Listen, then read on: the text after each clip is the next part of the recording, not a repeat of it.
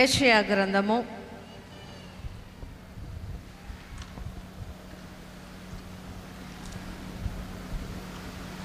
14వ అధ్యాయము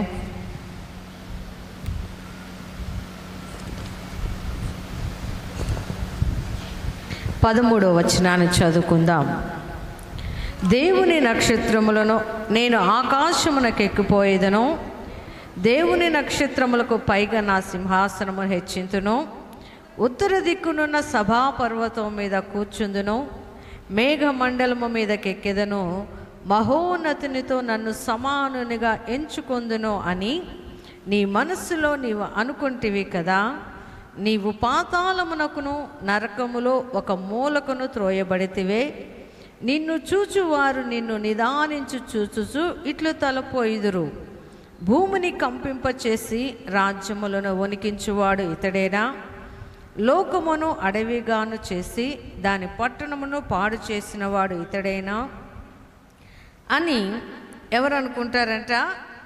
అపవాదిని చూసిన మనుషులు అనుకుంటారంట. అయితే వీడిలోని లక్షణాలు కొన్ని ఏమిటంట? దేవుని కంటే, దేవుని నక్షత్రముల కంటే నా సింహాసనము పైగా ఉంచుకోవాలి అని కోరుకునేవాడు అపవాది. అంటే అపవాదిలో మొదటి లక్షణం ఏమిటంట? హెచ్చించుకునే తత్వము అపవాదికి ఉంటుంది. ఇవి మనకి ఒక్కొక్కసారి అర్థము కాదు, కానీ మన జీవితాల్లో కూడా అప్పుడప్పుడు మనకేమొస్తుందండి? హెచ్చించుకునే అలవాటు వస్తుంది. ఎలా వస్తుందంటే, మనకన్నా ఎవరైనా కొంచెము తెలివిలో తక్కువగా ఉన్నవారు, మనకన్నా కొంచెము చదువులో తక్కువ ఉన్న వారి దగ్గర ఏం చేస్తాము? మన జ్ఞానాన్ని మనకి మనమే పొగుడుకుంటూ ఉంటాం. నేను ఇంత చదివాను, అంత చదివాను, నాకు అంత జ్ఞానం ఉంది, ఇంత జ్ఞానం ఉంది, నాకు ఇన్ని ఆస్తిపాస్తులు ఉన్నాయి అని ఎవరి దగ్గర హెచ్చించుకుంటామంట? మనుషుల ముందే హెచ్చించుకుంటూ ఉంటాం. అయితే అపవాది కూడా దేవుని దగ్గర ఉన్నప్పుడు, దేవుని సన్నిధిలో ఉన్నప్పుడు, దేవునితో పాటు ఉండాలని కోరుకోక తన స్వభావాన్ని దేవుని దగ్గర ఎలా చూపిస్తుందంట? ఆకాశములో ఆయన నక్షత్రముల కంటే పైగా నా సింహాసనాన్ని వేసుకోవాలి. ఈరోజు చాలామంది కూడా మనుషులకు ఎందుకు కుదరదో తెలుసా? ఒకరంటే ఒకరు నేను గొప్ప అంటే నేను గొప్ప, నాకేమి తక్కువ అని ఒకరినొకరు హెచ్చించుకునే తత్వము ఉంటుంది. కాబట్టి మనుషుల యొక్క మనసులు కలిసి ఉండవు. చాలామంది ఇది అపవాదికి ఉండే లక్షణం అనుకుంటారు, కానీ అపవాది ఏం చేస్తున్నాడు? వాడికి కలిగిన లక్షణాలను దేవుని ప్రజలైన బిడ్డలపై కూడా, దేవుని ప్రజలైన ఆయన జనముపై అపవాది ఆలోచనలు ఏం చేస్తున్నాడు? రుద్దుతా ఉన్నాడు. నేను ఇలా ఉన్నాను కదా, మీరు కూడా అలా మారిపోవాలి. నేను ఎలా ఉన్నానో, నేను ఎక్కడికి వెళ్తున్నానో అక్కడికి మీరు కూడా రావాలి అని అపవాది ఏం చేస్తున్నాడు? వాడి స్వభావమును మనుష్యులకు నేర్పిస్తూ ఉన్నాడు. ఎందుకంటే మన వాళ్ళు కూడా చాలామంది సినిమాకి వెళ్ళాలనుకున్నారనుకోండి, యూత్ అంతా కలిసి ఎంతమంది వెళ్తారు? ఒక్కడు పోతాడా? పోడు. తన ఫ్రెండ్స్ని పిలుచుకుంటాడు, తన ఇరుగు పొరుగు వారిని పిలుస్తాడు, లేకపోతే ఇంకా తనకి ఎవరైనా ఇష్టమైన వారు ఉంటే వారిని కూడా ఫోన్ చేసి నేను పలానా సినిమాకి వెళ్తున్నా వస్తావా అంటాడు. అదే మందిరానికి రమ్మంటే ఏమంటాడో తెలుసా? నేను ఎవరిని పిలవను, వారు ఇష్టమైతే వస్తారు, నేనొక్కడినే వెళ్తా, వారికి నచ్చితే వస్తారు అంటారు. సినిమాకి తీసుకెళ్ళడానికి ప్రేరేపించే స్వభావం ఎవరిదంట? అపవాది స్వభావం. నాశనానికి నడిపించే స్వభావం. దేవుని మందిరానికి నడిపించబడాలి అంటే అపవాదికి ఇష్టం ఉండదు. ఎందుకంటే మనుషులు దేవుని పోలి నడుచుకుంటే అపవాదికి తోడెవరు ఉండరు కదా. అపవాదితో కలిసి సహవాసము చేసేవారు ఎవరు ఉండరు. కాబట్టి అపవాది స్వభావం ఎలా ఉంటుందంట?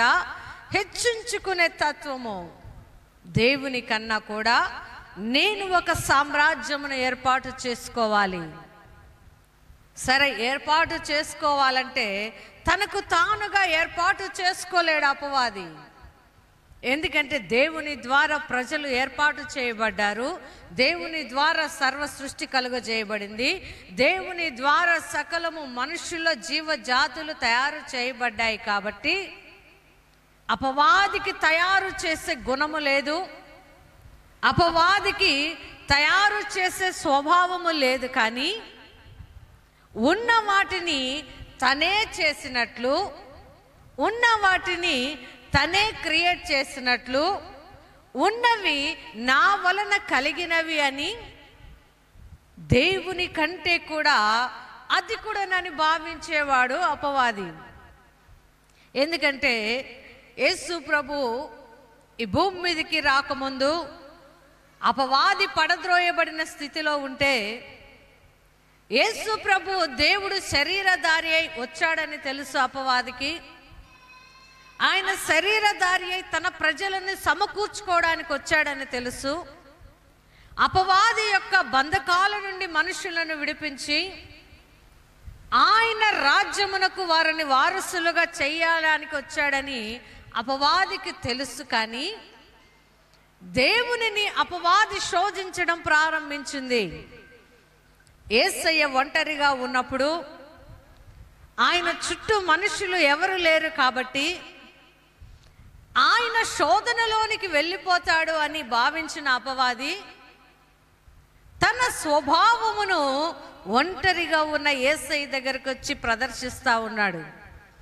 ఎవరు లేరు ఇక్కడ, ఈ చుట్టుపక్కల మొత్తం అరణ్యము, నీకు ఆకలిగా ఉంది, ఆహారము తిను. ఎందుకంట యేసయ్య శరీరుడుగా ఈ భూమి మీదకి వచ్చాడు కాబట్టి ఆయన బలహీనుడుగా ఉంటాడేమోనని అపవాది స్వభావము, చెడగొట్టే స్వభావము, అపవాది స్వభావము దేవుని కంటే హెచ్చుగా ఉండాలని కోరుకునే తత్వము.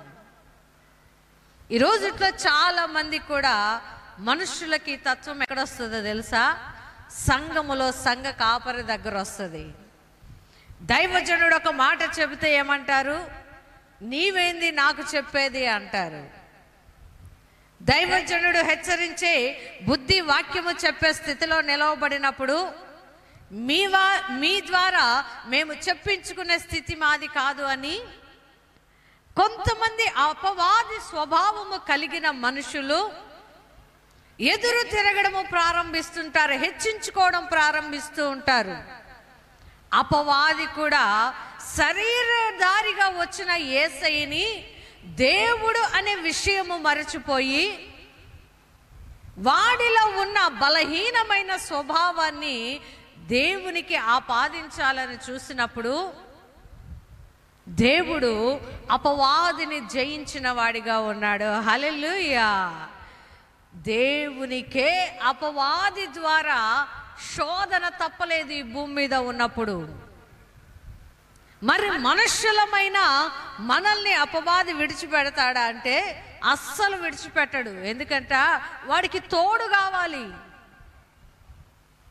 ఎవరైనా దయ్యంతో సహవాసం చేస్తారా? తెలిసైతే ఎవరు సహవాసం చేయరు.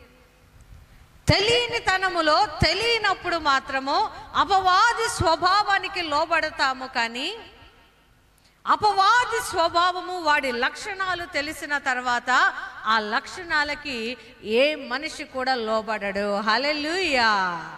దేవుని కంటే అధికులు ఎవరు లేరు. ఈ మధ్య ఒక అబ్బాయి బయలుదేరాడు.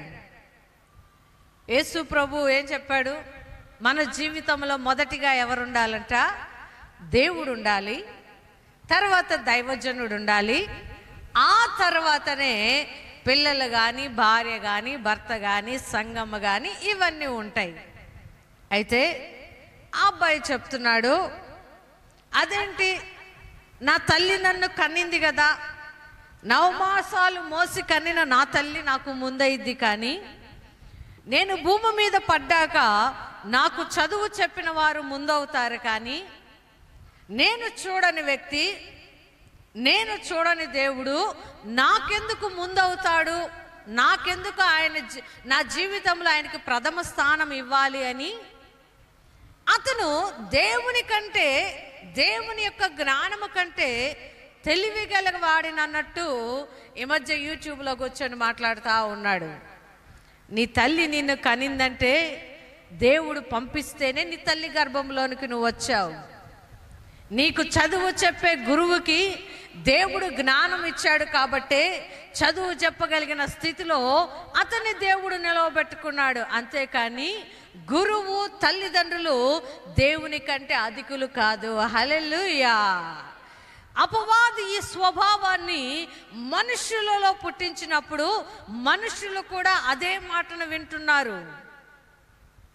దేవుడు నా జీవితంలో 3వ స్థానం, ముందు నన్ను కన్న తల్లిదండ్రులు, నాకు చదువు చెప్పిన వారు అని అపవాది గుణాలు కలిగిన మనుషులు బయలుదేరుతూ ఉన్నప్పుడు కొంతమంది అనుకుంటారు, నిజమే కదా, నా తల్లి నన్ను కనింది, నా తల్లి నాకు పాలిచ్చి పెంచింది, నా తల్లిదండ్రుల కష్టము వలన నేను పైకొచ్చాను, చదువుకున్నాను అని.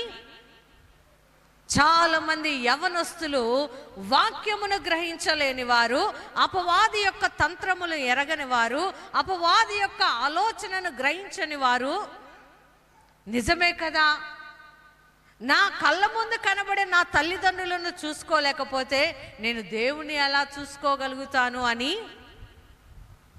దేవుడు నాకొద్దు, ముందు మొదట నా తల్లిదండ్రులు.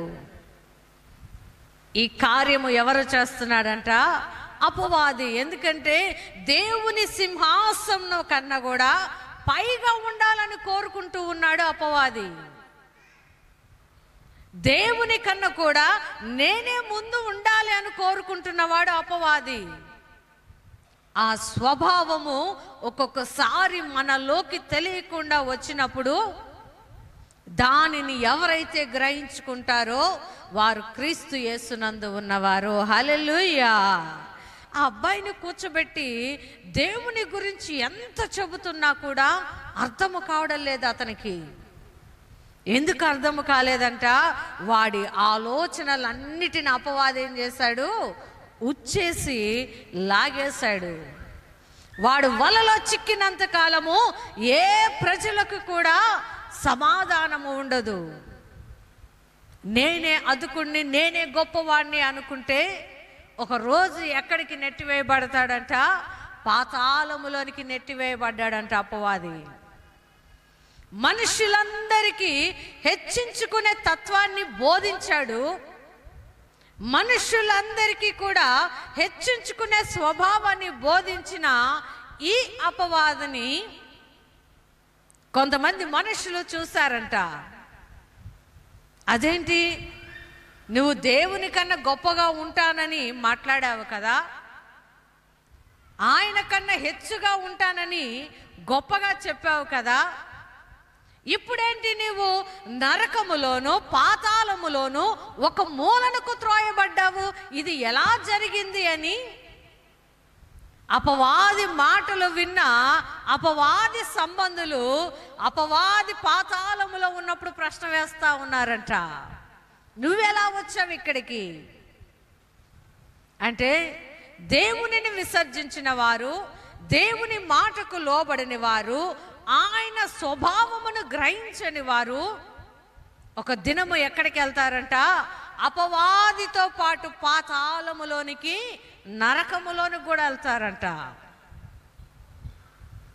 అయితే దేవుని స్వభావము ఏమిటంటే, యేసయ్య స్వభావము తన్ను తాను తగ్గించుకోవడమే దేవుని స్వభావము. హల్లెలూయా. ఈ లోకములో నాదేమి లేదండి. అంతా దేవుని యొక్క కృప, దేవుడు ఇచ్చిన ధన్యత అని ఎప్పుడైతే మనిషి తను హెచ్చైన స్థితిలో ఉన్నప్పుడు దేవుణ్ణి కొనియాడతాడో ఆ మనిషిలోకి అపవాది స్వభావం రాదండి. హల్లెలూయా. అలా కాకుండా నిజమేనండి, నేను చాలా కష్టపడి పైకి వచ్చాను, నేను చాలా కష్టపడి ఇక్కడ నిలబడ్డాను, నేను చాలా కష్టపడితే కానీ ఈ స్థితి నాకు రాలేదు అంటే నీవు చెప్పిన ఆ 3 మాటల్లో నీవే కనబడుతున్నావు కానీ దేవుడు కనబడ్డల్లా. అపవాదికి ఏంటంట, నేనే కనబడాలి, నేనే ఉండాలి, నేనే అందరిని ఆకర్షించాలి. ఎందుకంట వాడితో పాటు పాతాళానికి తీసుకొని వెళ్ళడానికి. దేవుడు మనకు ఉన్నత స్థితి ఇచ్చినప్పుడు ఆ స్థితిలో కూడా ఎలా ఉండాలంట, దేవునికి లోబడే ఉండాలంట. హల్లెలూయా. అందుకే పౌలు గారు అంటారు, నేను సంతోషములో ఉన్నా, నేను శ్రమలో ఉన్నా, నేను అధికారి అని ఉన్నత స్థానములో ఉన్నా, సంఘాలను నడిపించే ఒక అపోస్తలుడుగా ఉన్నా, ఏ స్థితిలో ఉన్నా కూడా నా దేవుని నేను మహిమపరుస్తూనే ఉంటాను. హల్లెలూయా. అందుకు అపవాది దేవుని శిష్యులని కదిలించలేకపోయిందండి. యేసు ప్రభు పరిచర్య చేస్తున్నప్పుడు ఆయన శిష్యులు మనుషులందరూ వారిని గొప్పగా మాట్లాడుతున్నారు, పొగుడుతూ ఉన్నారు.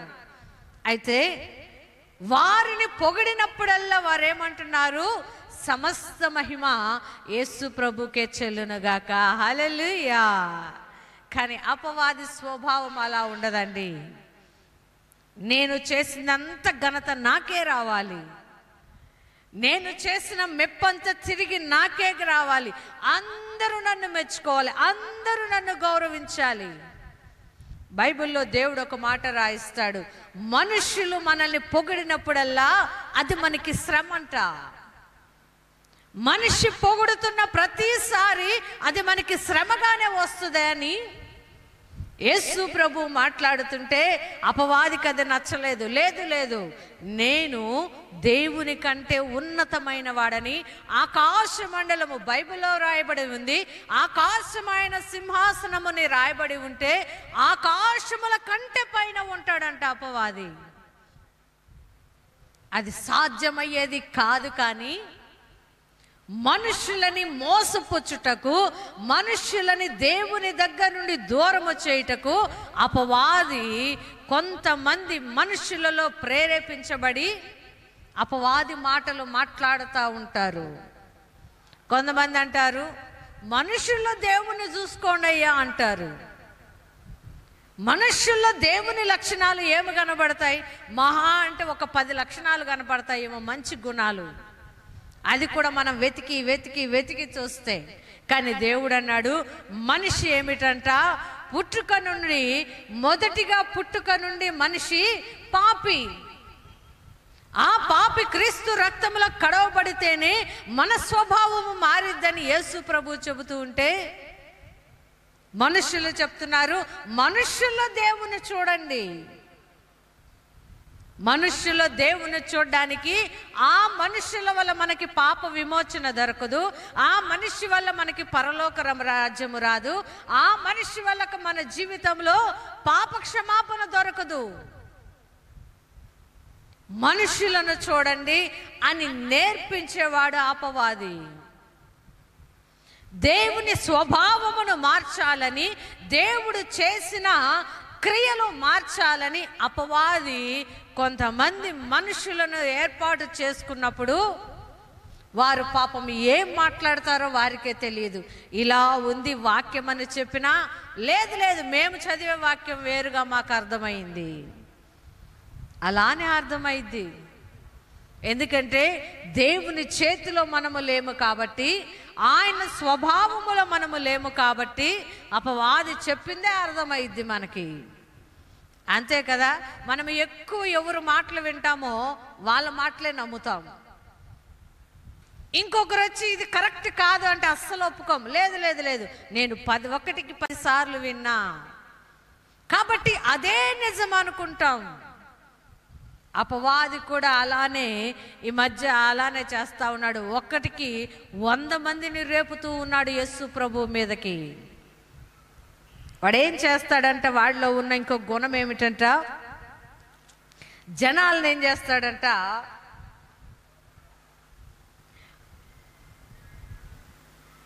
భయపెడతా ఉంటాడంట. ఏం చేస్తుంటాడు, జనాల్ని భయపెడతా ఉంటాడంట. ఎలా భయపెడతాడని మనం బైబిల్లో చూసినప్పుడు 17వ వచనమును చదువుదాం. భూమిని కంపింప చేసి రాజ్యములను వణికించిన వాడు ఇతడేనా. ఇది ఎవరు చేస్తారండి? మనకెవరన్నా లోబడలేదనుకోండి, మన మాటను ఎవరన్నా తీసుకోకపోతే వారి మీదకి ఏం చేస్తారు, దండయాత్ర చేస్తారు, యుద్ధానికి వెళ్తారు. అపవాది యొక్క మాటలని ఎవరైతే వినరో వారి మీదకి ఏం చేస్తాడంటే జనాలను రేపుతాడంట. అపవాది అంటే భయపెడతాడు. చాలా మందికి చీకటి అంటే భయం, దెయ్యాలంటే భయం, లేకపోతే ఒంటరిగా ఉండాలంటే భయం. దేనికి భయము? చీకటిలో ఉంటే దయ్యాలు వస్తాయేమో, ఒంటరిగా ఉంటే దయ్యాలు వస్తాయేమో, ఇలా భయపడతా ఉంటాడు అపవాది. కానీ యేసు ప్రభు మనకు ఒక వాగ్దానము చేస్తాడు, భయపడుకుడి, నేను మీకు తోడై ఉన్నాను. హల్లెలూయా. చాలా మంది అంటారు భయపడితే ప్రేమ వస్తుంది అనుకుంటారు. భయపడితే ప్రేమ రాదండి. ప్రేమిస్తే తప్పు చేస్తానేమోనని భయం వస్తుంది. మా ఇంట్లో ఒక చిన్న పాప ఉంటుంది. ఆ చిన్నది ఒకరోజు నాతో అంటుంది, నువ్వంటే నాకు భయం అత్తా అంది. నేనన్నాను, ఎందుకు భయం నేనంటే నీకు? దేనికి భయం అని ఆ చిన్న బిడ్డను అడిగినప్పుడు తను అంటుంది, నేను పిల్లలు ఎక్కువగా ఈ ఫోన్లలో షార్ట్స్ చూస్తూ ఉంటారు, నేను ఫోన్ చూస్తే నువ్వు అరుస్తావు, నాకు భయం అంది. నేను ఏదైనా తప్పు మాట్లాడితే అరుస్తావు, నాకు భయం అనింది. అంతేనా, ఇంకేమన్నా భయం ఉందా అన్న. అంతే, ఇంకేం భయం లేదు అనింది. మొదటిసారి ఆ బిడ్డ నన్ను చూసి నువ్వంటే నాకు భయం అన్నప్పుడు నాకు చాలా బాధ వేసింది. ఎందుకంటే ఒక మనిషి మనల్ని ప్రేమిస్తున్నాను అంటే సంతోషపడతాము, కానీ ఒక మనిషి నన్ను చూసి భయపడుతుందంటే నేనైతే చాలా బాధపడతా. ఎందుకు బాధపడతానంటే భయపెట్టేవాడు అపవాది, బెదిరించేవాడు అపవాది. బెదిరించైనా లోపరుచుకోవాలని చూసేవాడు అపవాది. ఆ బిడ్డ చెప్పిన ఆన్సర్స్ విన్న తర్వాత నాకు చాలా సంతోషం వేసింది. ఫోన్ చూస్తే అత్త కొట్టిద్ది, నేను ఆ బిడ్డని అరవడంలో తప్పే లేదు. లేకపోతే తను కాని మాట మాట్లాడినప్పుడు నేను అరిచినప్పుడు ఆ బిడ్డ భయపడ్డంలో తప్పే లేదు. అప్పటికి రెండోసారి కూడా అడిగా, ఎందుకు నేనంటే భయం? తప్పు చేస్తే కొడతాననే భయం. నాకు ఆ మాట నచ్చింది. కానీ కొంతమంది లేని దానికి, కాని దానికి, ప్రతి దానికి భయపడతా ఉంటారు. ఎందుకంట భయపెడితేనంట వారు మన చేతుల్లో ఉంటారంట.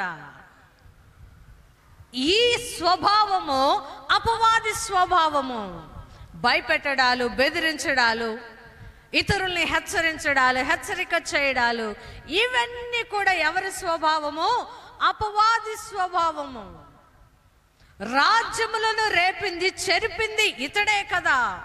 మనుషులను భయాందోళనకు గురి చేసింది ఇతడే కదా అని పాతాళములో తోయబడిన అపవాది గురించి అక్కడ ఉన్న మనుషులు మాట్లాడుకుంటా ఉన్నారంట.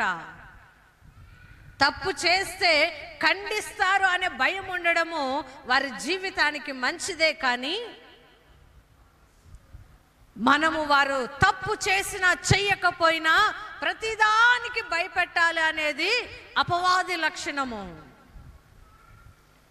భయపెట్టి భయపెట్టి భయపెట్టి అపవాది ఏమైపోయాడంట, పాతాళములోనికి తోయబడ్డాడంట.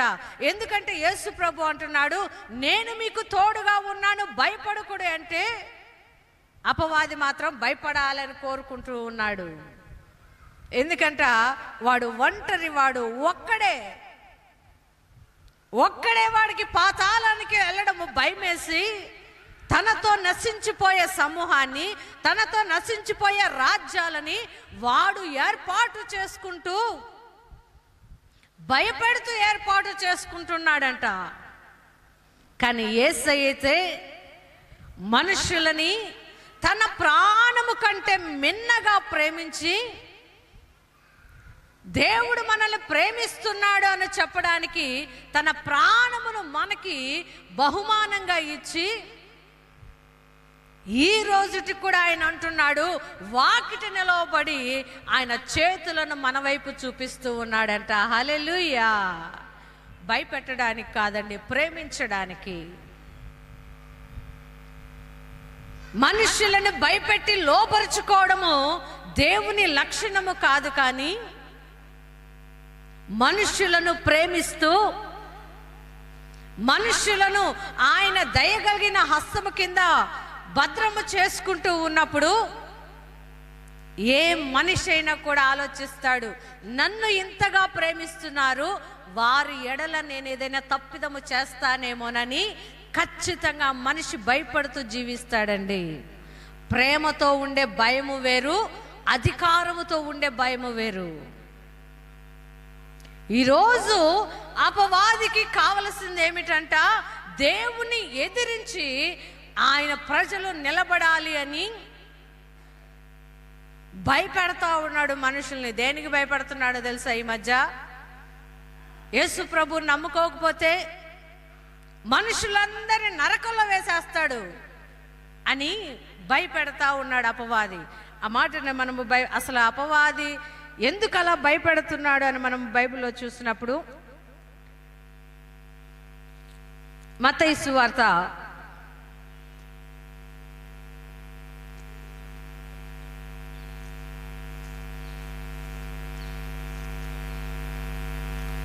25వ అధ్యాయము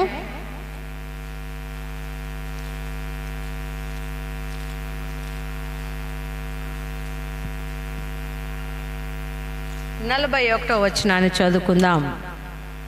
మత్తయి సువార్త. అప్పుడు ఆయన ఎడమ వైపు ఉండు వారిని చూచి, శపింపబడిన వారలారా, నన్ను విడిచి అపవాదికిని వాని దూతలకు సిద్ధపరచబడిన నిత్యాగ్నిలోనికి పోవుడి. హల్లెలూయా! ఎవరికంటండి నిత్యాగ్ని? అపవాది, వాని దూతలు. వాడు ఒక్కడే పోలేక కొంతమంది సమూహాన్ని ఏం చేస్తున్నాడు, యేసు ప్రభుని నమ్ముకోకపోతే నరకానికి పంపిస్తాడు అని బోధించడం ప్రారంభించాడు. మరి అపవాదిని నమ్ముకుంటే పరలోకానికి తీసుకెళ్తాడా? ఆ క్వశ్చన్ వేయడం చాలా మంది మర్చిపోయారు. దేవుడు కరెక్ట్గా సూటిగా మాట్లాడుతూ ఉన్నాడు. అపవాదికిని వాని దూతలకి మాత్రమే నేను నరకాన్ని ఏర్పాటు చేశాను, నా బిడ్డలకి కాదు. నా యందు విశ్వాసం ఉంచిన నా ప్రజల కొరకు నేను నరకాన్ని ఏర్పాటు చెయ్యలేదు అని లేఖనాల్లో అంత స్పష్టంగా దేవుడు చెబితే, ఈ మధ్య ప్రజల్ని భయపెట్టే ఒక సమూహం వచ్చింది. భయపెట్టి భయపెట్టి మనుషుల్ని ఎక్కడికి తీసుకెళ్లాలనుకుంటున్నాడంట అపవాది? పాతాళానికి తీసుకెళ్లాలనుకుంటే వాడిని ప్రశ్నించేవారు పాతాళంలో ఉన్నారంట. పాతాళంలో ఉండి ప్రశ్నించే బదులు యేసు ప్రభు చెప్పిన మాటలని ఎవరైతే వారి మనస్సులో ఉంచుకుంటారో, వారి హృదయంలో ఉంచుకుంటారో, భూమి మీద ఉన్నప్పుడే అపవాదిని ప్రశ్నించడం ప్రారంభించాలి. హల్లెలూయా. ఎందుకంటే చాలామంది స్కీములు అవి ఇవి కడతా ఉంటారు, లేకపోతే బ్యాంకుల్లో లోన్లు కడతా ఉంటారు. వాళ్ళు ఏం చెప్తారు, 60 సంవత్సరాలు నిండిన తర్వాత మీకు జీతం వస్తుంది, పెన్షన్ వస్తుంది, నెలకింత కట్టుకోండి అంటారు.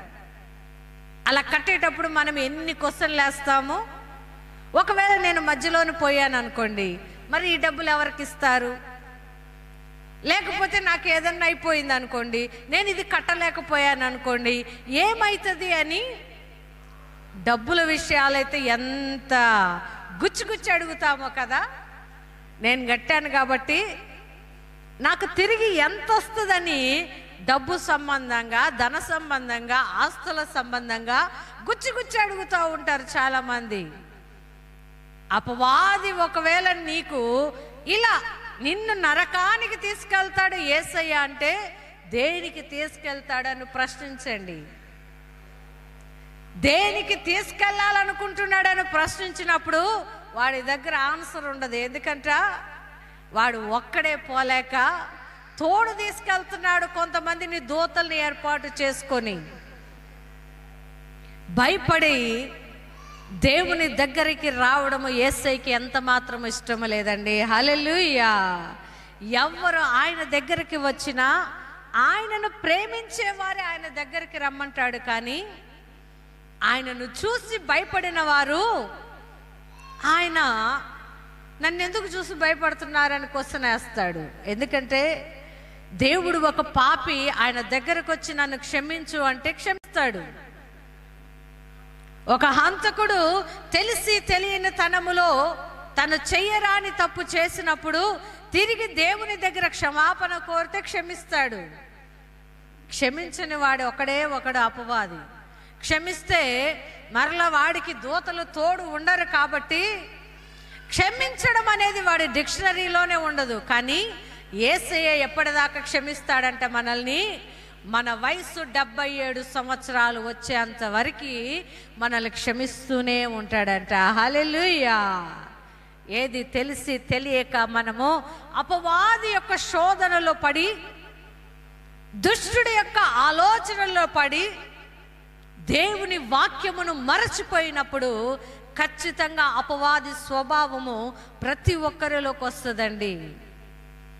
అయితే ఎవరైతే అపవాది స్వభావాన్ని గ్రహిస్తారో చాలా వరకు వాడి ఆపదల్లో నుండి తప్పించుకునే మార్గాలని దేవుడు మనకి ఏర్పాటు చేశాడు. ఆ జ్ఞానం ఇచ్చాడు దేవుడు. అపవాదిని జయించలేని వారందరూ కూడా ఏం చేస్తారో తెలుసా? ఈ లోకమే శాశ్వతమని బోధిస్తూ ఉంటారు. ఈ లోకమే నిత్యమని బ్రతుకుతూ ఉన్నట్టు ఉంటారు. ఎందుకంటే మేము చూడని పరలోకమును, మేము చూడని దేవుని ఎలా నమ్మాలి అంటారు. అపవాది మనుషులను ఏం చేస్తున్నాడంట? భయముతోనూ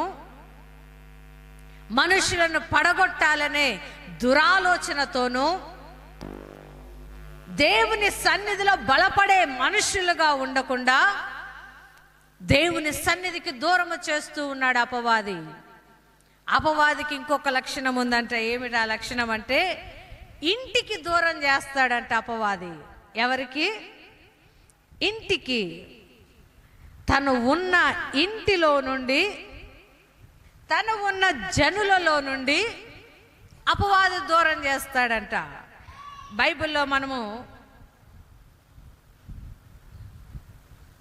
మత్తయి సువార్త 5వ అధ్యాయము 3వ వచనంలో చూస్తే అక్కడ మనకు యేసు ప్రభు గెరాసేనుల దేశమునకు వెళ్ళినప్పుడు ఒక అతనికి సేనా దయ్యాలు పట్టి ఉంటాయి. అతను ఎక్కడ ఉంటాడంట? సమాధులలో నివాసము చేస్తూ ఉంటాడంట. ఇంటికే వెళ్ళడంట ఆయన.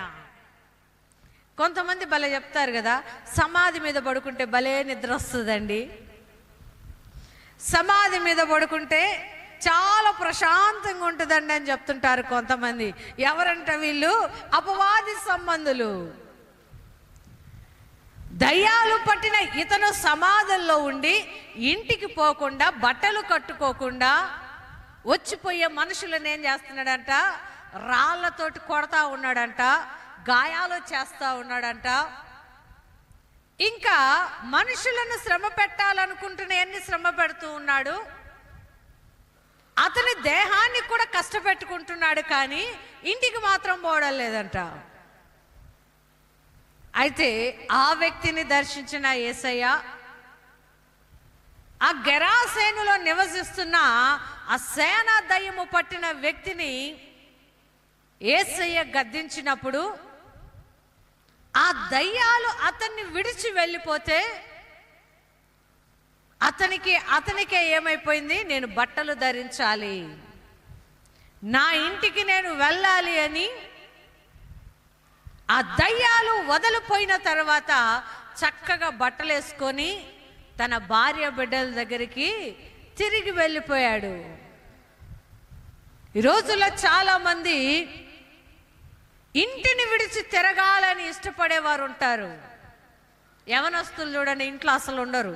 హాలిడేస్ వచ్చాయనుకోండి, తల్లిదండ్రులు అనుకుంటారు మా పిల్లలు కాసేపు ఇంట్లో ఉంటారేమో, ఇప్పటిదాకా హాస్టల్లో ఉండి వాడు ఇంట్లో ఉంటాడేమోనని తల్లిదండ్రులు ఏం చేస్తారు, ఆశపడతాడు. కానీ వీళ్ళు అసలు ఉండరు ఇంట్లో.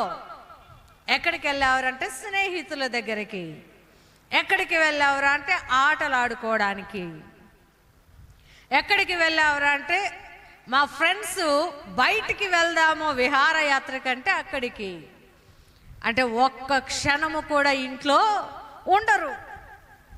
నేను ఆడుకోవద్దని చెప్పను, బయటికి వెళ్ళొద్దని చెప్పను, స్నేహితులు ఉండొద్దని చెప్పను, కానీ ఇంటిని మరచిపోయే అంత స్నేహితులు అవసరము లేదు, ఇంటిని మరచిపోయే అంత ఆటలు అవసరము లేదు, ఇంటిని మరచిపోయే అంత విహారయాత్రలు అవసరము లేదు.